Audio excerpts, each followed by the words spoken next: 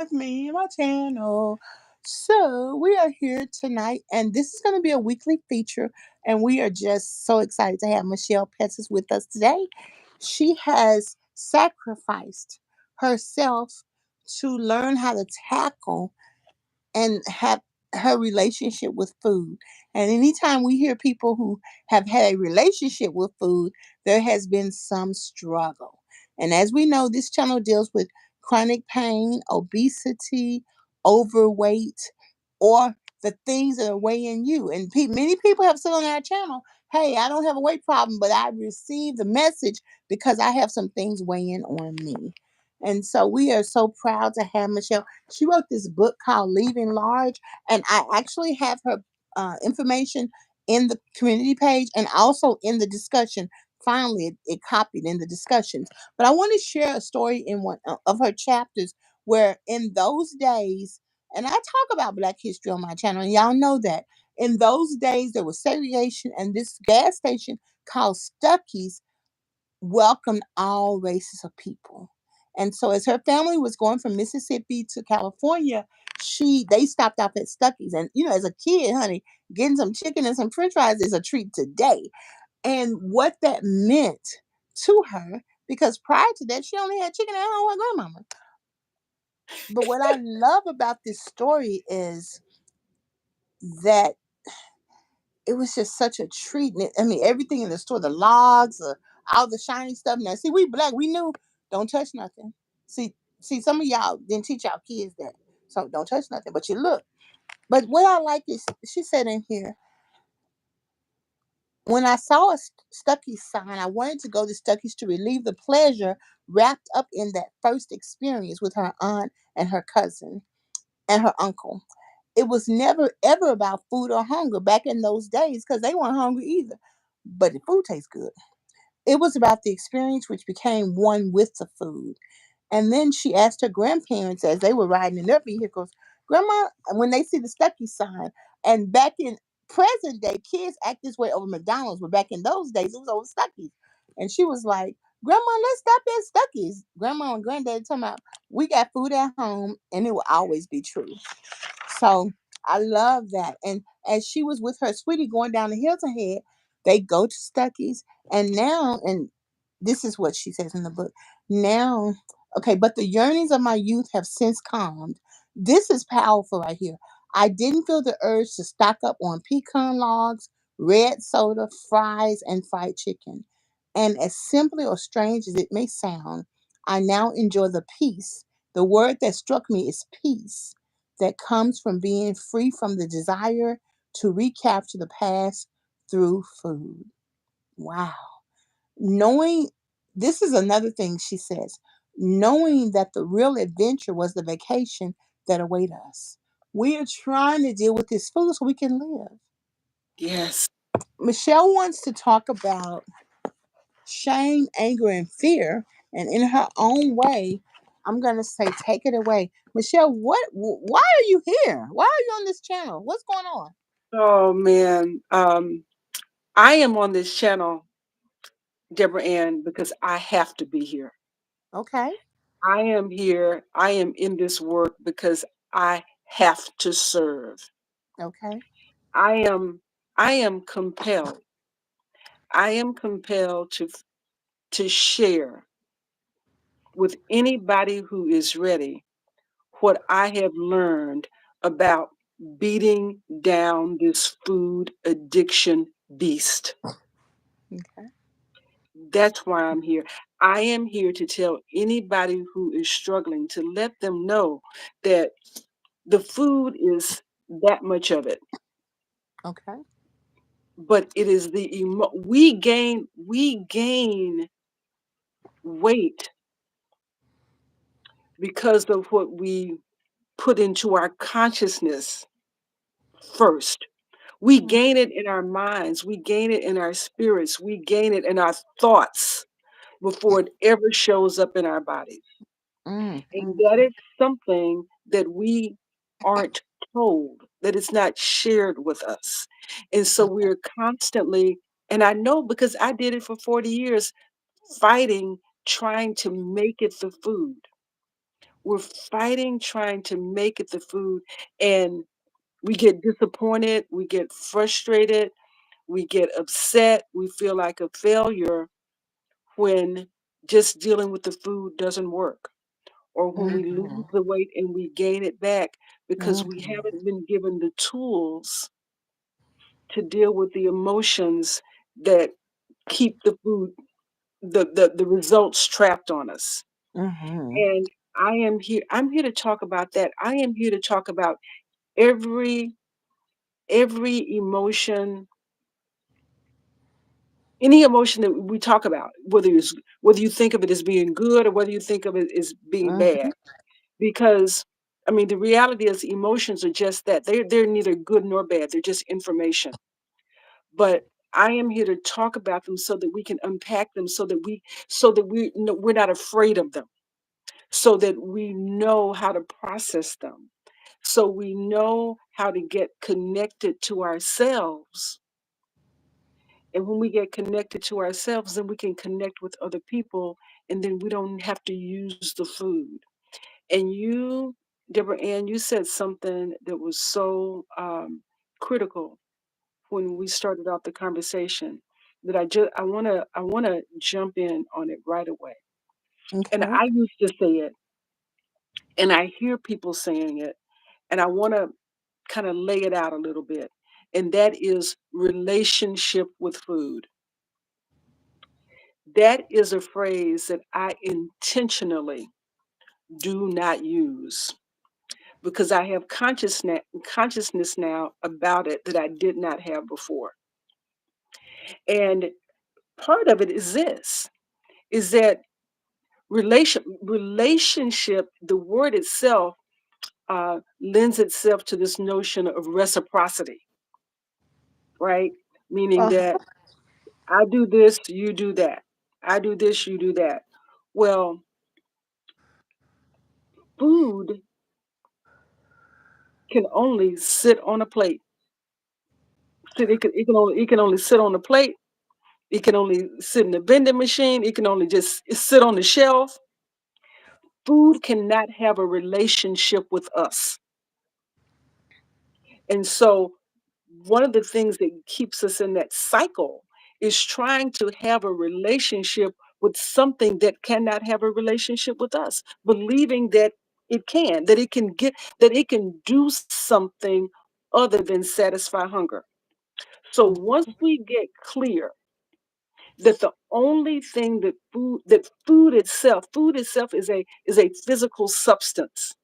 So it can satisfy a physical need, but it is the emotions that we have wrapped around the food, which you so eloquently talked about in that Stuckey story, that creates the idea of emotion and relationship. That's where things kind of get confused, where we get it kind of where we get it kind of twisted. But when we unwrap that and kind of and lay it out, what we see is that the relationship, when we learn how to, when we learn how to process emotions. And tonight, for a little while, I want to talk about shame. We talked about it, a few weeks ago or last week. I want to talk about anger, and I want to talk about fear. Those things are all so interconnected. Mhm. And if you're reading the book, you've read the book. There is one chapter where I talk about how emotions, how sometimes you think it's one emotion, but it's another. It shows up as another, but it's actually something else. And so navigating that with food in the background or in the context of food makes us think that it's the food that we're really dealing with. But what we're really dealing with is the emotions that's associated with the food. And that story, that Stuckey story, um, it's such an important story because it speaks to the fact that many of the notions that we have around how we manage food and what we think about food start in our childhood, right? Mhm.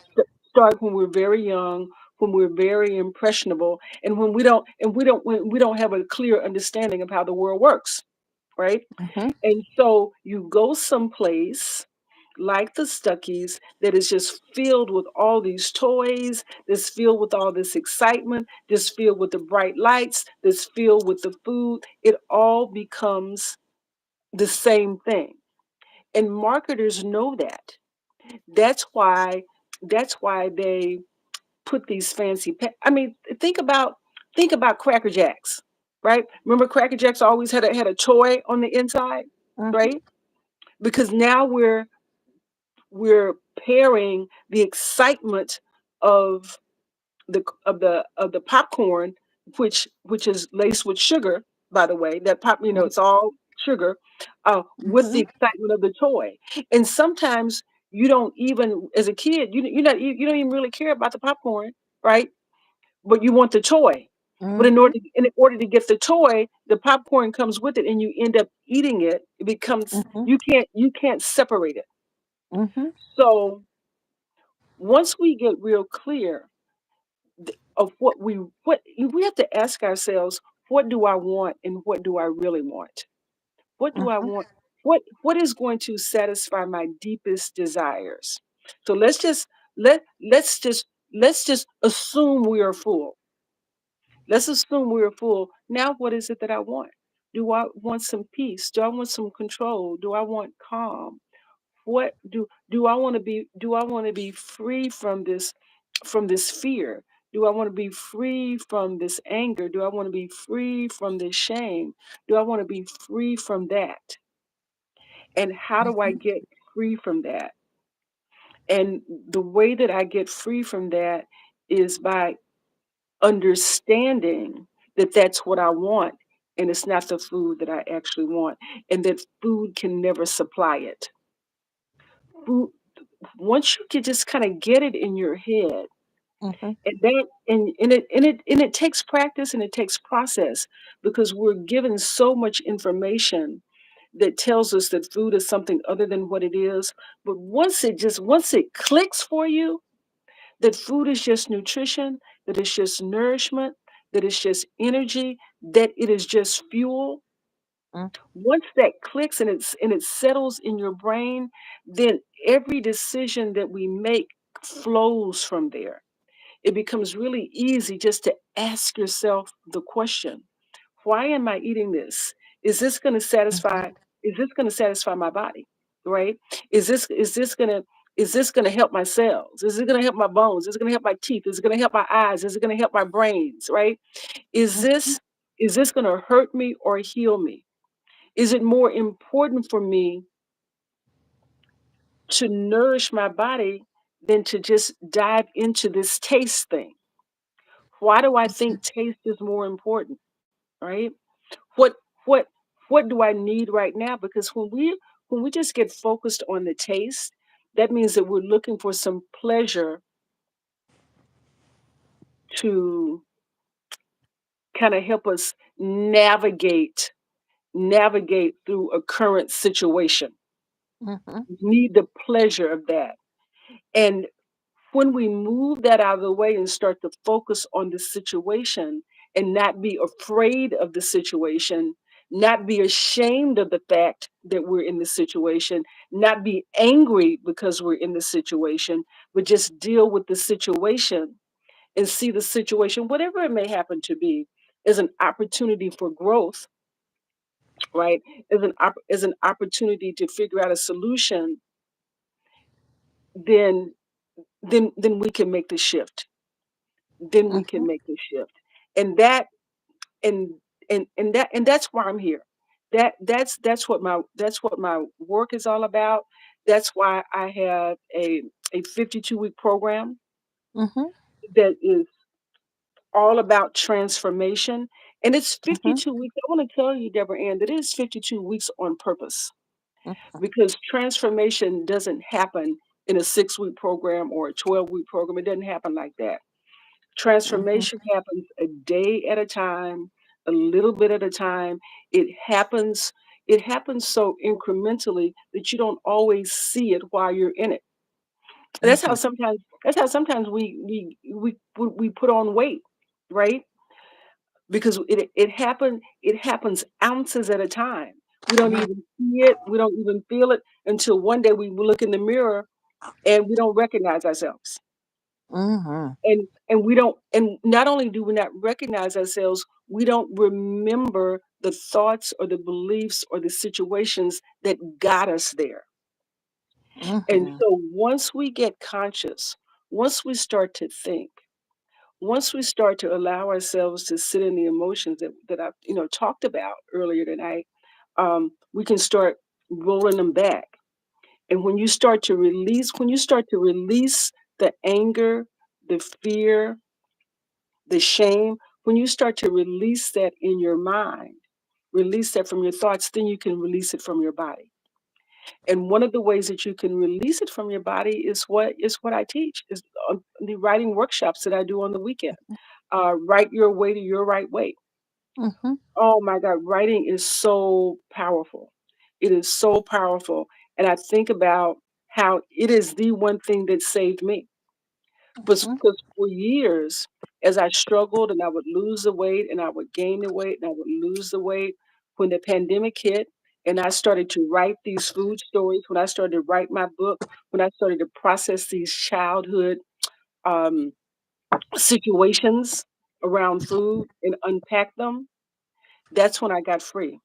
It What is the about writing. people who feel like they don't write well, they can't spell? It, What about those mm, people mm, who will thank you. say, we have 77% of people in Nashville who can't read on grade level, and the majority of people in Memphis are failing language arts. So if Yeah, that's the case now, it's probably been that way for 20, 30 years. yeah. So I'm glad you brought that up, right? Because writing, okay, writing is one of the ways that we learn. It's how we process information. We all heard, Mm-hmm. learned how to write our name, do our ABCs and all that. Mm-hmm. But to even get to the writing piece, we have to get to the thought piece first. Mm-hmm. So I remember the first really serious writing class that I took when I was in high school. The teacher walked in the room and she said, "In order to write clearly, you must think clearly. Mm-hmm. It is my job to teach you to think clearly." And Mm-hmm. what this Write Your Way to Your Right workshop is about helping you think clearly. Okay. So we get, and everybody can think, right? And so Mm-hmm. there's this process that I call, it is called intentional reminiscing. Mm-hmm. And you don't have to spell to be able to reminisce, right? Your grammar doesn't have to be perfect to reminisce. You don't have to have strong writing skills to reminisce. You can use the prompts that I give you to go back to the memory. It's Mm-hmm. about uncovering the memory. And Mm-hmm. when you uncover the memory, that's when you start the process. That's uncovering the memory. Uncovering the memory is part of your journey to recovery. And if you don't write it, you know what? Pull out your phone and record it. Just tell Mm-hmm. the story. Yeah. Capture the story. So writing is a metaphor for remembering and documenting this story, the memory that's keeping you trapped. So don't no writing skills necessary. But Very good. memory skills. I need you to have some memory skills. And if you don't have some memory skills, I have some tricks. I have some tricks to help you with that too. So Mm-hmm. no, no excuses. No excuses. You can get there. You can get there. You can get there. And and if you just want to start off in just, like I say, step by step, then come to that Monday night class. Come Mm-hmm. to the Monday, Deborah, that's how you and I connected. Oh yeah. Our Monday night in the I Am Brand New Facebook group. You Mm-hmm. just go to I Am Brand New Now, join the Facebook group. I'll send you Mm-hmm. the link to the Zoom. It's every Yeah. Monday at 5 o'clock Eastern Standard Time. And we come to that group and we share our truth. We share our truth, we share our stories, we share our victories, we share our struggles, we share our solutions, we share our thoughts. And what you know in that group is that you are not on this road alone. Exactly. That's what you hear, that you're not on this road alone. And then you also, the other thing that you get in that group, you get hope. Oh yeah. You get hope that there's a possibility that things can be different. You see other people doing it differently, and you see that the possibility exists for you. And that group is where you learn that now is the time. That group is where you learn that it is never too late, right? Okay, so let's talk about, you mentioned shame a little bit.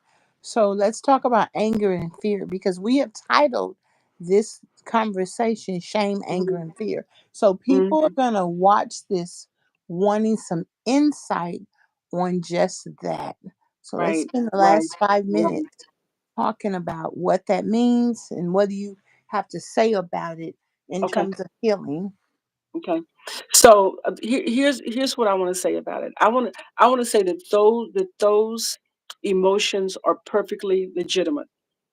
Hmm. And sometimes these emotions that we have been taught that are negative, Hmm. they can be catalysts for change in our lives. Everything Hmm. everything is a matter of how we see it. It's not the thing, it's our perspective about the thing. It's our perspective about the thing. And I gotta tell you something. I used to get so angry, and you might have heard me say this before. I used to get so angry when I would be out back in the day with what I call my skinny friends, right?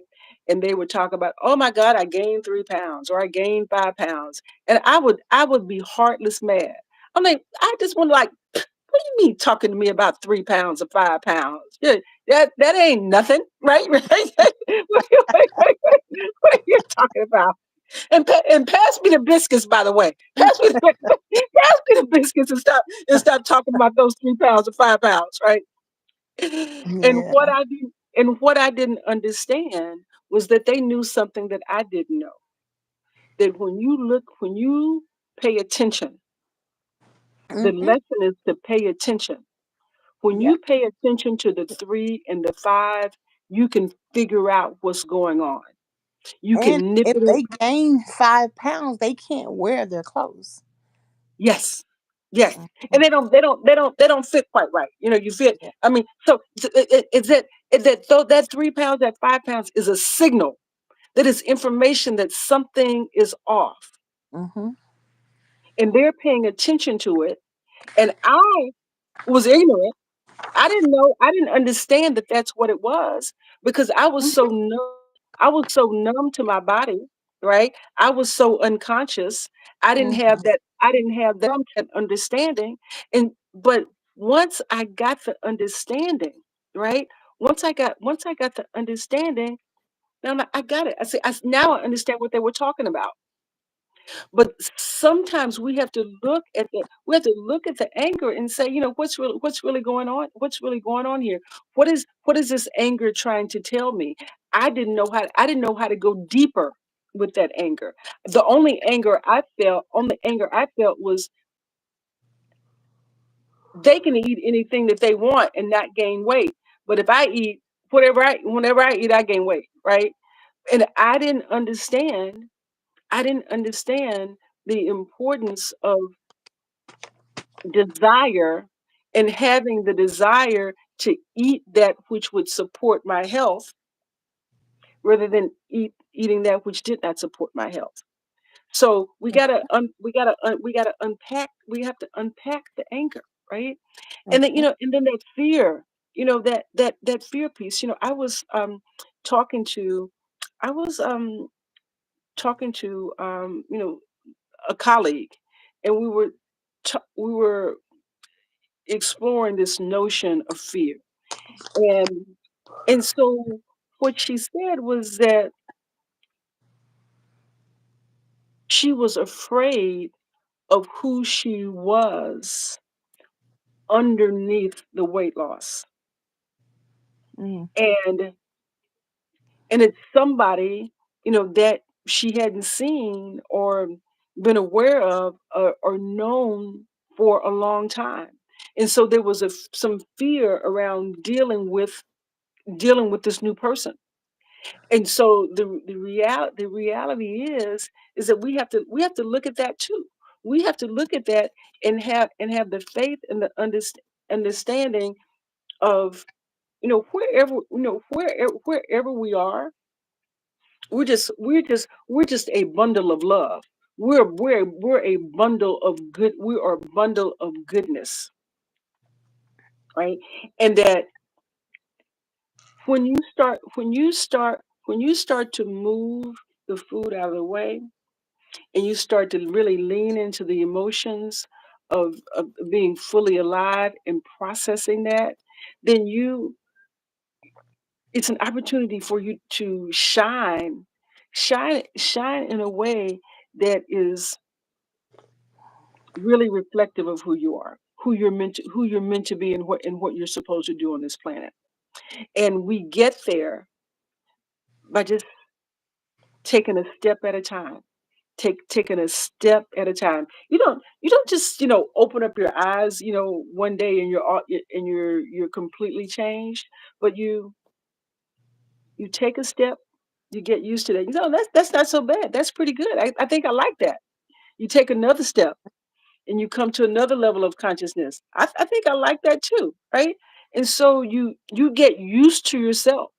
You get used to yourself. You get used to growing into the person that you have always been. You get used to that, and you look forward to that. And this last thing I want to talk about is this notion of shame. Is release that. Just release that. Release because we are perfect. We are perfect in our imperfection. And this food addiction, this beast that we've been dealing with, it is not our fault. We have these big, giant, fast food, snack food companies, junk food companies that have pushed this on us. And in pushing it on us, they have hijacked our brains. So it is not our fault. It is not your fault.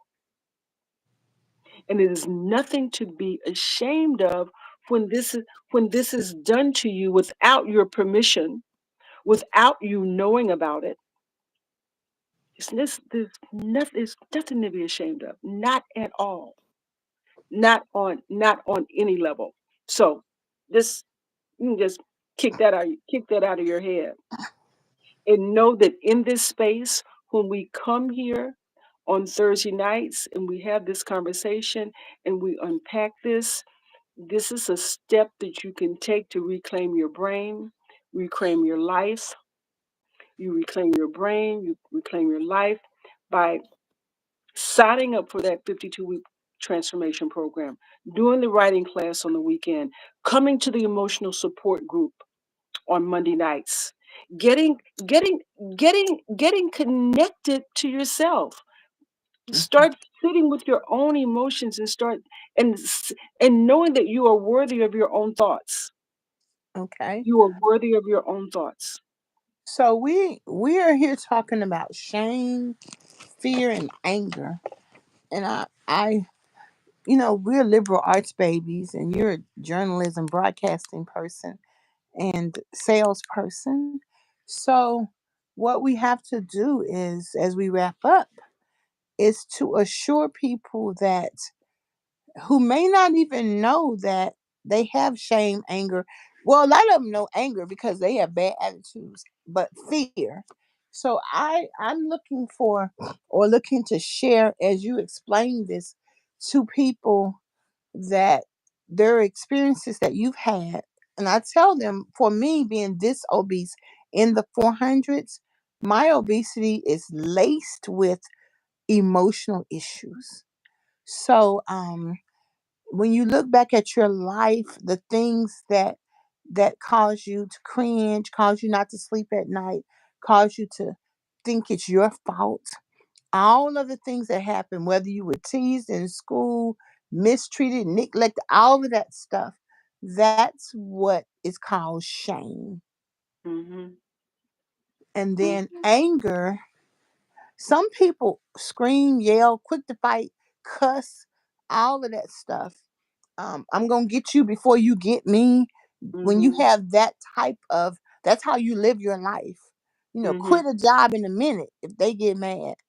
Mhm. Or feel that, I love, and I hate if somebody white see this, but I love telling my people who are black like me, when you say it's because I'm black, most of the time, if you have a job where they constantly hire new people every week, it's really not because you're black. It's just Mhm. because they can. When Mhm. you have a position that if you resign, they beg you to come back, that's because now your talent is there. So Mhm. it's more prejudicial when someone um are prejudiced against you because they may not care for black people, and if they can, because they're in a higher position than you are. So that's a little bit different. And especially if you have a bad attitude, even if you do your job, any old thing. So those are things that happen to us that cause us to be angry in the workplace. And maybe when you go to an interview and people will say, oh, well, she's big or he's big, so I don't want to hire them. That's a little bit prejudicial. I can see you being angry. But show enough, when you have the skills and when you've been promised this, when people promise you the promotion or the $30,000 bonus or whatever, and whew, you don't get it, then you Mhm. become bitter.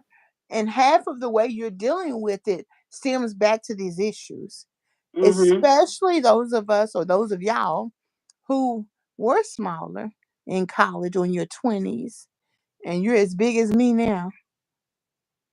I Mhm. wasn't always this big.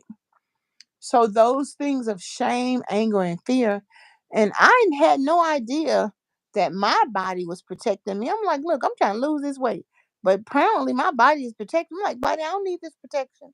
We gotta Mhm. go. Mhm. So I Mhm. want you to really wrap us up specifically with a message for those who have unknown shame, Mhm. unrecognized anger, those who are so sweet and nice all the time, you ain't that nice. I'm nice. I'm nice Right. like that, but I ain't that Right. nice. And everybody's like, Right. they say, "Oh, you're always smiling now, man. You're always happy." I'm not always happy. I just Mhm. smile. Mhm. So, Mhm. and those you know, who don't leave the house just because they big or because they're in pain, they don't go nowhere. But they want to Mhm. go somewhere. It's Mhm. different if you don't go anywhere and you're perfectly happy. But most people who don't go anywhere want to go somewhere. Right. Right. Right. So Right. Right. I want you to give a final message specifically for people who are experiencing shame, anger, and fear. Sure. Sure. Because they're going to want to know what to do tonight or tomorrow when they listen to this message. Yeah. So at the root of that of those three things, shame, anger, and fear, and I like the way Deborah Ann that you kind of define the shame, is this is at the root of it is a feeling of unworthiness. There you That go. I am not worthy. So Mhm. shame, anger, and fear all just kind of converge in this place of unworthiness. So I'm ashamed because I am unworthy. I believe I am unworthy. I have gotten a message somehow from someone that I am unworthy. So I'm ashamed of that. And now I'm angry because I'm unworthy. I'm angry because I don't get the benefits. I don't get the exposure. I don't get the this. I don't have the that because I am unworthy. Right. And along with that unworthiness is that the fear that if I connect with other people, if I let other people see who I am, then they're going to know that I'm unworthy. That's that's that's all balled up into one thing. And I'll share this with you. There's a story in the book. I know we're running a little long, but I do want to unpack this some. There's a story in the book, and we you mentioned it last week, of me going losing weight to go back to my high school reunion, Mm-hmm. and how diligently I would work, because in between those reunions I would gain weight, and I never wanted to go back looking the way I looked because I was ashamed. Right? I was ashamed that I had let myself go, that I hadn't taken care of myself, that there was stuff going on the inside of my life and it was manifesting on the outside of my life. But here's a story that is not in the book. Here's something that I want to share with you. Um, I My best friend got married when right after we graduated from college. I was supposed to be in her wedding. One of my best friends, I did not be a bridesmaid. I was not a bridesmaid in her wedding because I was ashamed of how much weight I had gained. And I did not I missed it. I missed it. I pretended. I pretended that I had and I have never told this to anybody. I have never told this to anybody. But I pretended that I had another crisis that was keeping me away from it. And actually, and I did my it happened right around the same time that my mother died. But my mother died like weeks before, but I used it. And so people forgave me because they understood. But I might but I could have gone, but I couldn't go. Right, I could have gone, but I couldn't go, and it wasn't because my mother died, it was because I was embarrassed. I was embarrassed because of how I looked, and I missed this special day, and I was not a part of that celebration, that event. I missed it. I missed that thing because of embarrassment, because of shame, because of fear of what people were gonna say. People were gonna talk about me. People were gonna talk about how much weight I gained. So it was about me and not about my friend. It was right? Mm-hmm. So I was So, embarrassed, I was afraid, and I was angry. I was angry with myself. All of those things converged. And I didn't know how to cope with it. But here's for anybody that is struggling with that right now. Here's what I say. Don't don't be afraid, because as soon as you face the thing, whatever the mhm, thing is, it loses its power, right? It loses its power. And now what I know is, had I gone to that wedding, everybody would have said, "Oh, Michelle, oh my God, it's so good to see you." Right? mhm, mhm, Nobody was gonna be saying all those nasty things that I thought they were gonna say. mhm. That was Well, all in my head. I And will say for those, because I really want you to tell somebody what to do. So what I'm yeah, gonna say is, if you could put in the comments, "I am worthy." Hashtag I am worthy. And if hashtag you look in the description, and you'll see Michelle's information, and you can join her on Saturday, this Saturday at mhm, 11 o'clock Eastern Standard Time. There's going to be a 90-minute writing class. And you don't have to write well. You can write and misspell words and not write in sentences, but you will be encouraged to deal with the shame, fear, and anger. And nobody else has to know that but you, mhm, mhm. because sometimes people are going to be going to work with this on their mind. They want help. They don't know why. When I look down at my legs, I didn't know why it had gotten more than 20 inches fat. I'm like, what happened? I ain't know. So I appreciate you, giving us this insight. We want to keep in mind those baby people who are just starting off as babies with their weight and wellness, and they're in pain. And I don't know that everybody who's over 400 pounds has home health care people and things like that, but I'm glad that they do. But I also know that there is hope. Yes, yes. Amen, There porch is hope. lady. I Amen. am worthy. I am And worthy. Yes. and then Just those who have been losing weight, who have more to go, they need help Because a lot of times I met lots of people who've lost 100 pounds who are struggling just like they ain't lost five. Yes. So Yes. Yes. yes, so you Yes. have a large group of people, and if you know some people who struggle or who are trying to lose weight, share this video because there's only love and acceptance and joy in this channel. Yes. I love that. That's, Deborah Ann, that's Lodge. Love, acceptance, and joy. That's Mhm. Lodge. That's Lodge. Okay. Because that what you just said about, some people will lose 100 pounds and still struggle.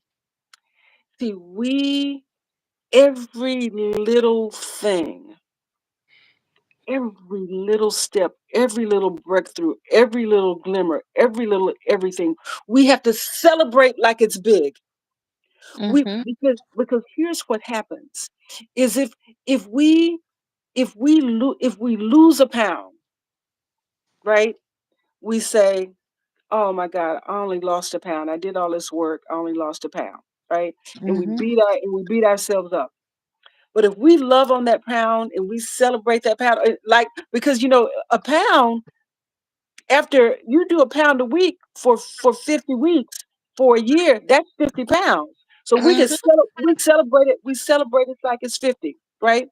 So Yes. if it's what is in your mind, you think of it as a little win, you have to celebrate it like it's a huge win, like it's a big win, like it's a gigantic win, like it's the best thing on the planet.